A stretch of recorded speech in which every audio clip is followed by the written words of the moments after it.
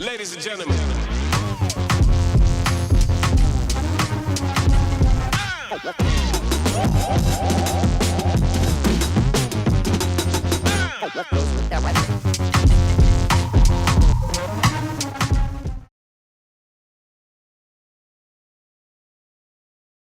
Hey everyone, welcome back to the podcast, A Lion Among the Sheep.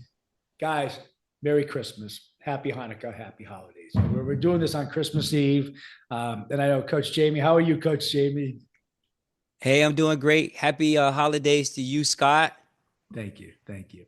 This is a time where you have to reflect on how grateful, the gratitude, how grateful we are for our blessings that the Lord has given us. And I know I am. I'm grateful for Jamie's friendship, his just his demeanor, his calmness. He's like the yin and the yang. I'm a little more, if you can tell, I'm a little more. I don't want to say edgy, a little more. Jamie like cools me down a little bit. He's a voice. He's a voice. You're the voice of reason. Merry Christmas, everyone. Happy holidays. It's nice. It's weird because tomorrow's Christmas and Hanukkah, first day of Hanukkah falls on Christmas this year.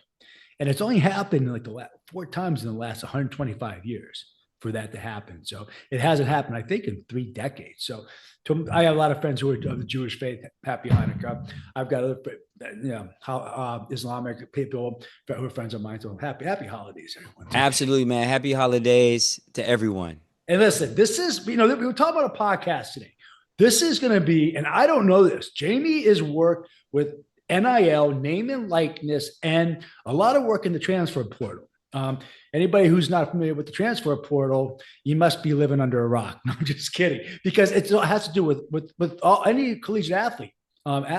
It's basically a free agency in college athletics anymore, and it's while it's got its great benefits, it's kind of disturbing, and it really has some negative aspects to it too. And Coach Jamie's works with these kids for NIL in the transfer portal. So I'm going to let Coach, because I don't know it as well as he does, nearly as well as Coach Jamie does. And I'm going to let him, explain basically what he does, and how this all has played out. We see Coach Belichick coming down to North Carolina. A pro coach coaching at how many Super Bowl championships, and I just saw people transferring to North Carolina because they want to coach with the NFL Super Bowl coach. Then I happen to see a guy, he's going to Duke, and his name escapes me, just signed a college player for 2 years, $8 million NIL. He's making $4 million a year. So, Coach, what is going on in collegiate sports? Yeah, no, hey, great question, Scott. The NIL is taking a life of its own. It's been probably about 4 years, 5 years now, and it's really starting to get its footing. And, for those who may not know, basically the name, image, and likeness allows collegiate players, and they just implemented in several states where high school players now can benefit from their name, image, and likeness.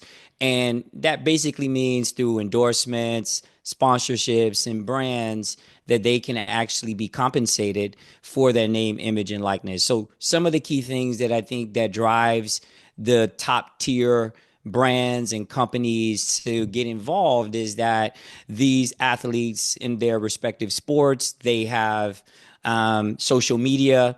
A lot of these young athletes, they have a million, 20,000, 100,000, and they also are considered to be top tier when you start talking about in their respective sports. So that in a nutshell is really the driver of the NIL, is for the Power Five schools, for every school now that is participating. I think what is the biggest challenge is really figuring out some of the infrastructure of it. But our world and what we do in my organization is we work with the athletes, we work with the institutions, and we work, with the families to really help them put a comprehensive plan together, really understanding their value, understanding what the marketplace demands are.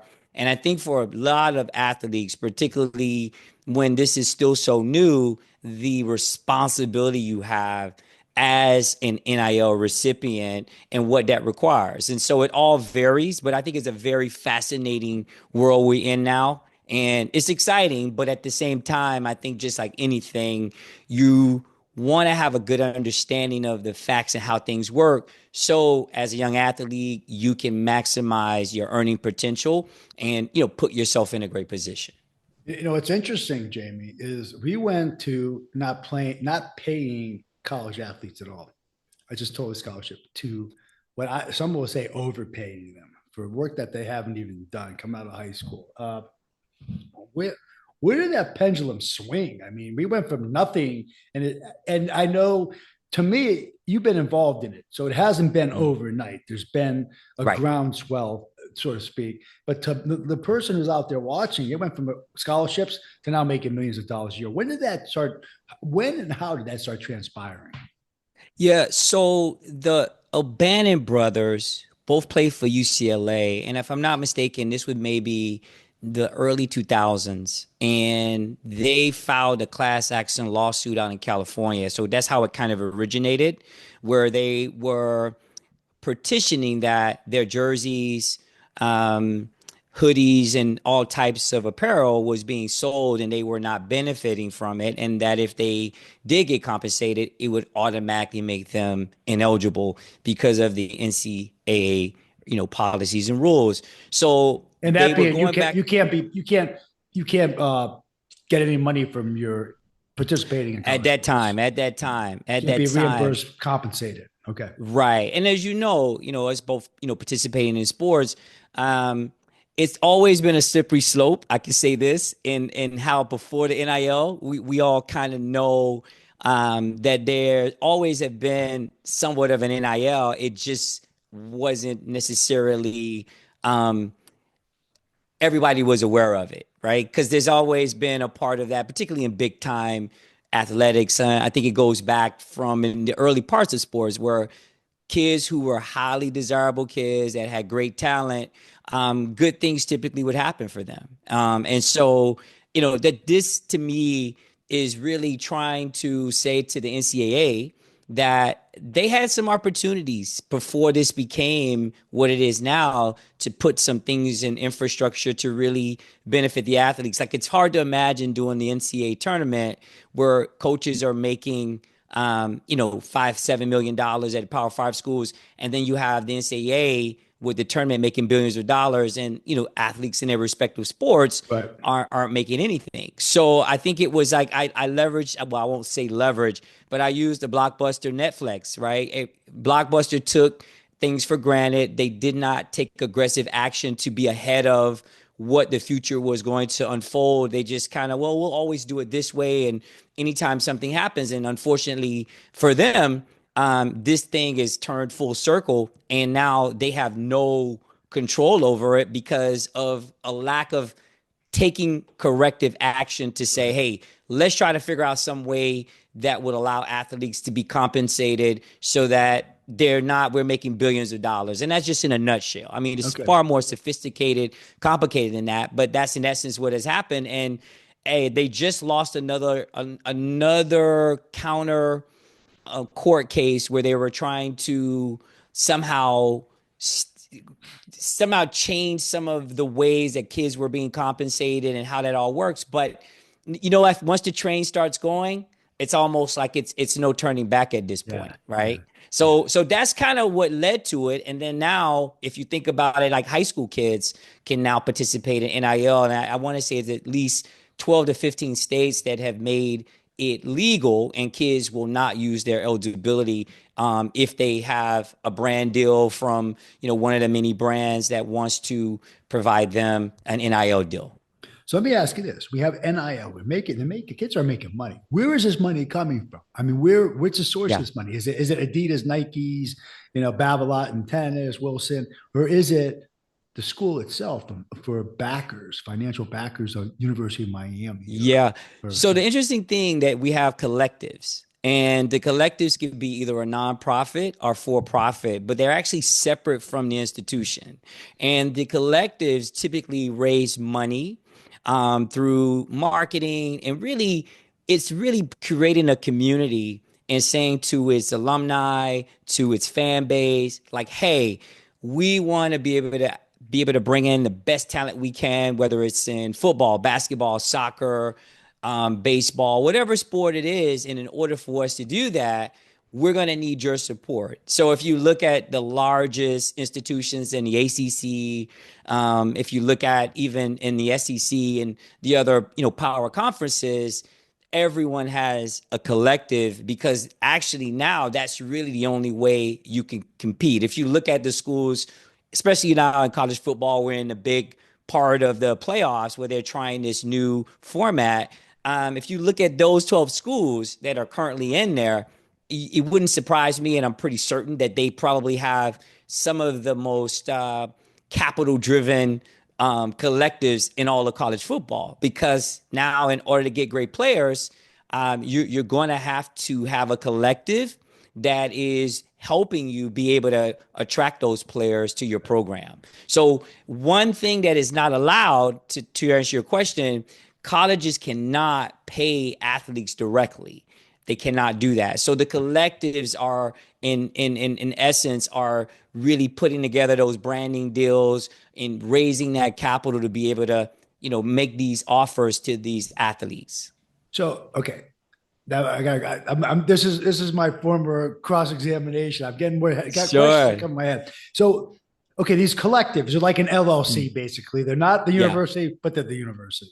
So it's Correct. like Coach Jamie LLC. That's your entity in your professional capacity. It's not Coach Jamie. Right. And so they're basically supporters, backers, financiers of the university Yeah. who are now. When you say it's a collective, I don't want to. I don't want to. I want to just investigate this a little bit, inquire about. So it's just not the local. It's not these individuals. But they're getting deals with Nike. Are they going through the collective like Nike, Adidas? These kids are coming in and signing. And I see some of them. You go online, they're selling shirts with their names on, their numbers. Yeah. I'm assuming that that's going into the NIL collective, whatever, and then they're getting reimbursed, compensated from the collective, and not specifically the university. Is that Yeah, so there's a couple ways. It's a great question. So there's a couple ways. So the collective typically operates with what you call boosters, right? Remember the the name boosters? boosters? That's the word I was looking for. Boosters. The boosters. The It, boosters, that's really the most sophisticated name is collective, but right. boosters for The many, boosters. many, many, many years have always kind of let it be known when they want to coach or they feel like they need to have some support financially to bring in an athlete. You collectively have your boosters that Okay. particularly help you be able to make things happen in that regard. Now you do have brands and you have companies that agencies, marketing agencies that directly work with athletes, whether high school, college, even professional athletes. And their number one priority is to build a portfolio for that athlete and then market that athlete to a variety of different brands. Say, obviously, for athletes, typically you're going to have apparel brands, you're going to have supplement brands, Right. you're going to have what we consider to be vitamin drink brands, supplements overall, Right. as primarily where you're going to try to leverage your athlete to being a great partner for that particular beverage or vitamin and so forth. So there's three components. So you have your collective that basically works as the alumni Okay. boosters. And Okay. then you have companies now that are signing athletes in high school and college that say, hey, we can help you put together a portfolio through your social media and through your performance. Right. We'll market you to the different brands that align with what you do in your performance as an athlete, cosmetic companies. Okay. It's a Okay. plethora of different ways that these athletes can benefit from their name, image, and likeness. Okay, so if you're a representative, I don't know what the term is, an agent, representative of these players as Mhm. an NIL. So you would go out and you would talk to the collective, the collective with the university, and you would Mhm. also market these players to the individual apparel companies and the supplement companies. And so that would Mhm. be that's basically it is your job dealing with these NIL players.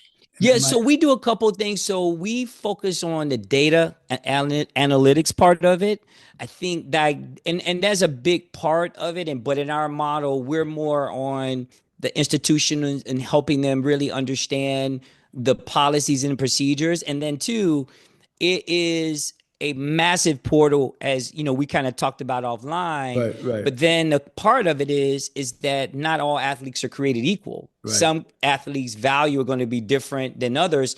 And in this world, performance should always rule, right? The kid who's a 5 star, although you and I both know most 5 star kids to some regard don't turn out to be first, second round picks. That's Right. just how it works out, right? Right. But what we do know in the game of NIL, those kids that have the largest social media presence has, for the most part, a great personality, great following. They also perform at a high level. Right. Those kids are going to be most appealing, to brands. And obviously, if they're a top performer, they're going to probably be recruited by every college in the country, or the top tier ones at least.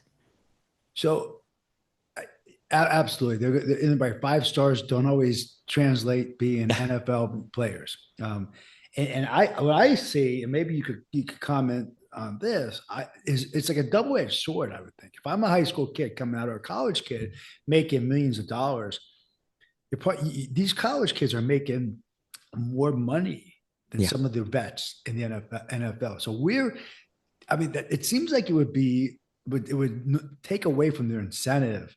You got these kids from South Alabama, living in these shacks. Like, God, who did I see? The running back. He was out there, went back. I can't remember. He's the quarterback, Winston.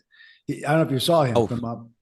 Who am I thinking of? Cleveland. I can't. What I'm trying to think of. I Oh, can't think why, of why his his name. name? So they showed him. He went back to, I think, Georgia, Alabama. Lived in a shack. Yeah.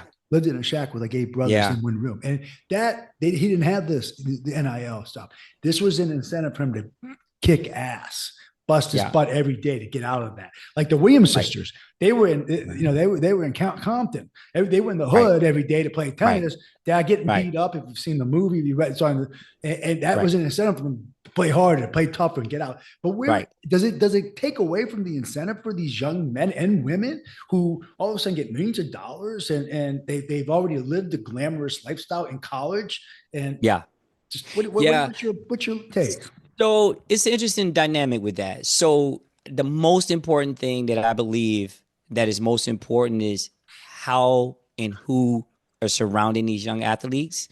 Yeah, because of the things that I see and know to be true is most kids are not used to having an NIL deal. Let's say just a basic deal of $250,000, through your collective, and let's just say combination 100,000 through a brand agreement, and then $150,000 through the respective collective. And that's just on the entry level for now. I mean, it Right. really is scary, especially in the Power Five, what kids are able to demand, and also what the value that these collectives are willing to pay, Right. to get the top tier kids. So I would say the thing I see the most is that the need for financial education and real support of helping them understand. One of the things that we see most often, kids don't understand that they still have to pay taxes Mhm. on the monies that they Right. receive. And so, like, on a basic level, that's really, there's going to be an interesting dilemma that's going to happen over the next couple of years, because the IRS at some point, especially regardless of you're a top tier athlete or not, you have to pay your taxes, and just something that simple. And then realizing that, okay, you have a $500,000, you pay taxes on that money, but you don't have somewhat of a financial plan, right? And Right. that's not what. And then you have, because you don't have financial education, everyone is telling you about, a private equity fund investment, or investing in stocks and bonds Right. and setting aside, but it's only 500,000. And it sounds like, well, 500,000, but if you think about it, how many athletes we know that made 5 million, and Right. due to poor financial education and having the right support system, end up in a very terrible situation? So I say the biggest thing where is that no one could anticipate how fast and how much money is accessible, and then there's so many people around that's got such great ideas for someone else's money.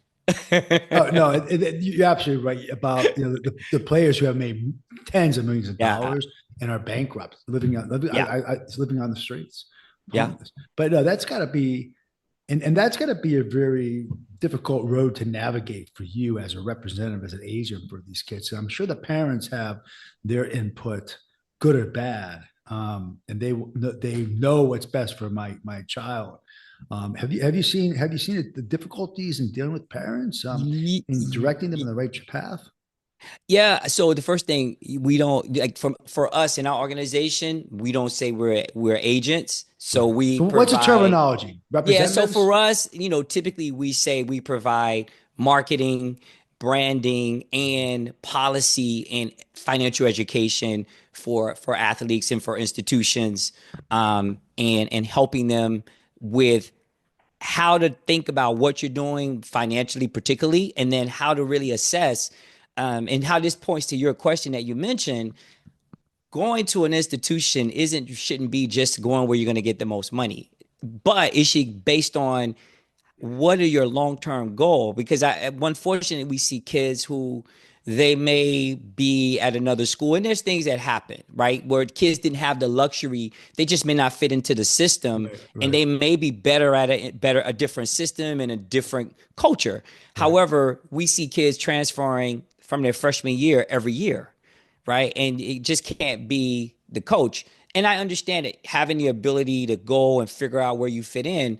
But what happens a lot is that what you see, and listen, we're all parents, we all want the best for our kids. But at Absolutely. the end of the day, that you have to perform. Right, If you right, don't perform, and that's the part of it that I think people get in their feelings, but right. it's business, It's right? And I business. think that's the part getting young people to Business. understand, like, just like when people get recruited, they supposed to tell you everything that you want to hear. They supposed to have the 20 most popular girls take you out and walk you Right. around. That's what they supposed to do, And they right? also tell you you're the only quarterback we're going to be we're going after. You get the camp. There's three other good Right, top blue right, chip quarterbacks in your camp, right. like Ohio State or Alabama or Georgia, Correct. They're Texas Tech. supposed to Yeah, tell you that, right? So you're, it's you're a your man, job Jamie to, Baker. You're going to be starting. We're there going to you give you go. every and your back is like Right. your You're depth gonna chart is break so every good. record. Yeah, You're yeah. gonna win the Heisman. We and it, guarantee you. and it cuts both ways. I mean, the kids get Right. lied to, and then that, and so, but we were going to talk today about the transfer portal. There's so much in this NIL. We're not even going to Yeah. touch on that today. But what I wanted to ask you, so how do you know? My son daughter is a decent high school athlete. Right. When do they start reaching? When should they? I mean, should they be the top of the top, or should they have potential? Or should they start looking into this, or should you not even put this in these kids' heads until they're the top of the top? And what's your what do you how do you view Yeah. that? That's a man, Scott. That's a great question. So, it really depends on each individual person because there are kids who they're very charismatic and there are kids who they perform well. They Right, may not be a top tier considered to be a right, prospect, but they fall in that range where they have great potential. They have a great following because NIL is all about branding. It's all about marketing and it's all about the brands who decide to sign an athlete. It's usually because they feel like they're investing in an athlete for long-term returns, right? absolutely. So when you think about a kid, I think we all know there's kids that start out in the ninth grade like gangbusters Right, and they fizzle out. There's things that happen that we have no control. Some kids just say, I don't want to play anymore, they're right? burned out, burned out. I believe the best way to do it is to help the kid develop not just their skills, but their emotional intelligence. Right, See, we don't talk about these things, and absolutely. it's a huge part of it because there Right. are going to be things that are going to happen that you are going to have to deal with, whether you want to or not. And because you're receiving some form of compensation, the expectations are different. It's just like when you play for free, and Scott, me and you play, let's say we play pickleball and we're playing somebody for $100,000.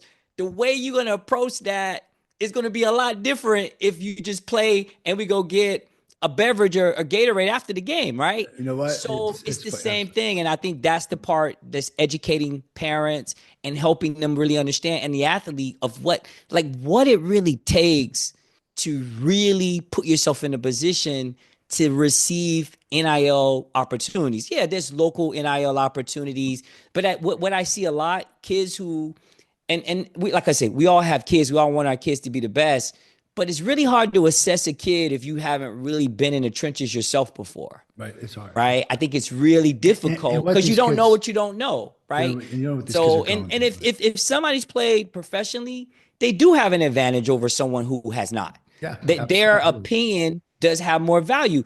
I think we all have to be willing to accept and look at things for what they really are, not for what we want them to be. And I think the kids will get a better outcome, and the parents too would not run into this dilemma, which I see is they get so upset about the fact that why isn't my kid getting an NIL deal? And it just doesn't work that way. You can market a kid all day if they don't check certain boxes Right. and if they don't know the right people.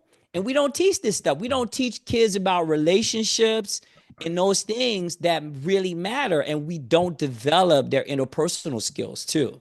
But that's something you can help develop, right? Like the Of check course. those boxes. So it's not they have the boxes, they don't have it. It's they don't have the boxes now. And this is how you get those. This is how you start checking Right. these boxes. So Absolutely. it's incremental. It's a growing process. It's a learning process, Absolutely. just as it is in every endeavor. But I'm going to Yeah. tell you, Jamie, this we were going to talk about the transfer portal, but we're going to. I think our next podcast. Well, I want to continue this discussion.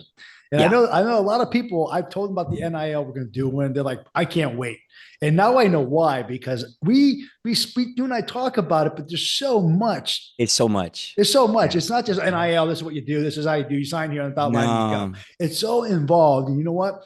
We're going to talk. I think our next podcast is going to continue this discussion because Yeah. you gave me so much insight and so much information today. I'm thankful that you were able to do that, and your knowledge is really amazing, coach. Well, So, thank you, Scott. Well, I really love, is. man, I love sports as you. I've always been an athlete Right, my whole right. life. And the greatest gift you can give back is, your knowledge and sharing information. So I live by this. So I know people you do. can I know make you an do. educated decision. I always Right, say this to myself, like, I can't feel sorry for myself. I can't make excuses. Get the facts so then you can make an educated decision and you right, can live with the outcome. It's when you don't get the facts right, and you don't become or you're not an independent thinker. Like I'm big on be an independent. You can follow someone, but know why you follow them, who you're following, and then do their values align with not what they say, but what they do. right. And so I love the kids, I love the families, and I mean it's fun for me. I Yeah, love I know it is. sharing. I know it It's is. fun for me, man. I love Yeah, to be able to see kids flourish. There's some amazing young people that are doing great things, and so really. I It's, thank you for having, for us to have a chat this about is a it, man. great conversation. I'm glad we did. Guys, let me tell you, we're going to continue this after Christmas. So have a great Christmas Eve. Guys, remember, be kind to one another. This is a season we really have to refocus, start focusing again on being good to people, and giving without any expectation of anything in return. Just give of yourself. Be kind to your neighbors, love your neighbors, and love your enemies like you would love your neighbors, as Jesus taught us. And just be good people. I know a lot of our viewers are, most of our viewers, if not all of them, and just continue doing the good work. Jamie, God bless you, brother. Merry Christmas to you and your family. And it's been wonderful. And we'll see you. See you in a couple of days. Guys, if you like what we're doing, hit like, subscribe, share this with your friends. This is going to be the next episode is going to be NIL. We're going to get to the transfer portal maybe at the end of next episode, but there's a lot more questions I have for the coach who's heavily